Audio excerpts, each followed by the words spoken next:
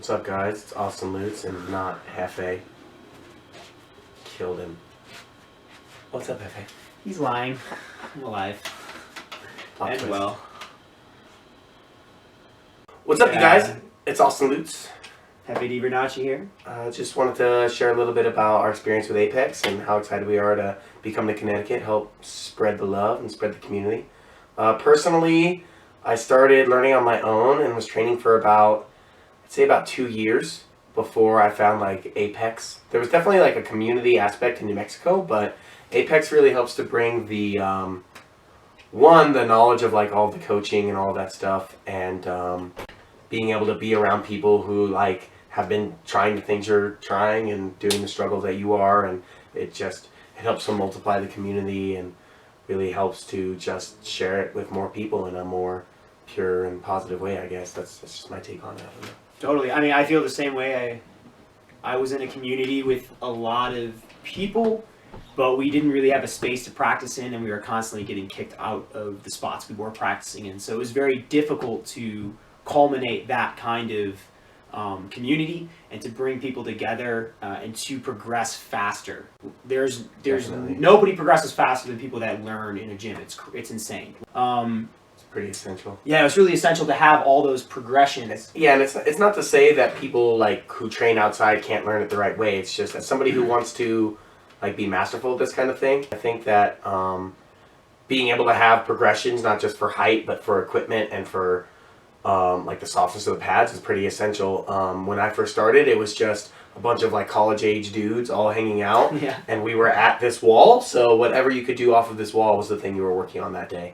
And now, like, with an Apex, there are coaches around who know what they're talking about. If you're not comfortable with the distance, you can make it shorter. Not comfortable with the surface, you can make it softer or harder.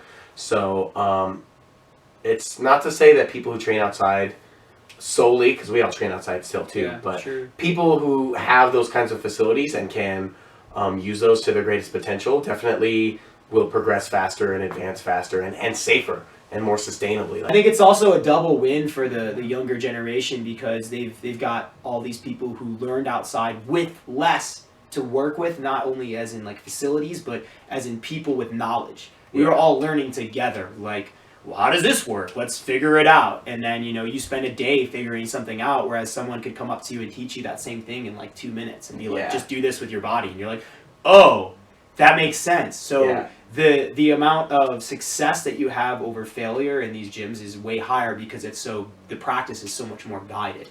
And I think that is really that, plus having those facilities now, you're seeing just such an insane growth in talent, and it's only going to go upward from here. Yeah, and participation too. It's so much easier to reach out to people who feel like they're like unhealthy or overweight, or people who feel like they're too old for it. To kids as well. The inclusiveness of a gym is Good. paramount to how. Thanks, Sorry. really helpful. The inclusiveness of gyms nowadays are paramount to getting exposure for parkour in a really good light, or exposing parkour in a really healthy light, because you see people of all ages coming into gyms, and they might start as like a little bit of they might have a little bit of a curiosity, but once they get in and they see that it's not just like a bunch of young dudes like being reckless, they realize there are benefits to this type of training and how it affects their lives, their decision-making skills, their relationships, everything. With parkour, you have like this goal, right? Like getting from here to here. I have this challenge. I have something that I see that I want to do and overcome, right? So that makes it so much more real to me than a lot of other standardized methods of working out.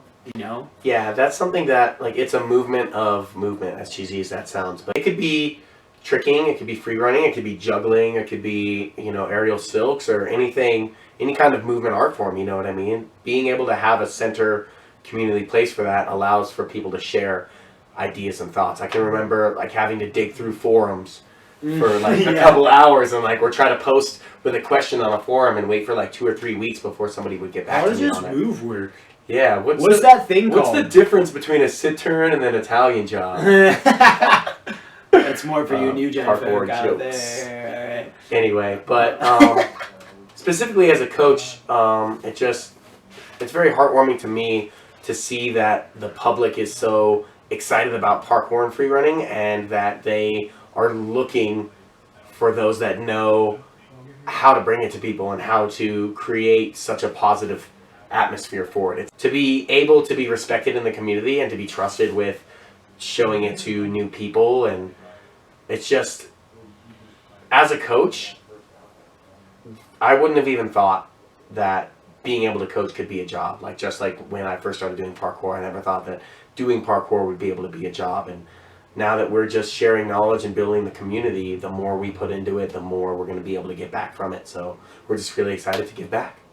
Yeah, exactly. I always knew it could be a job. So we're on different pages. You know, I was like...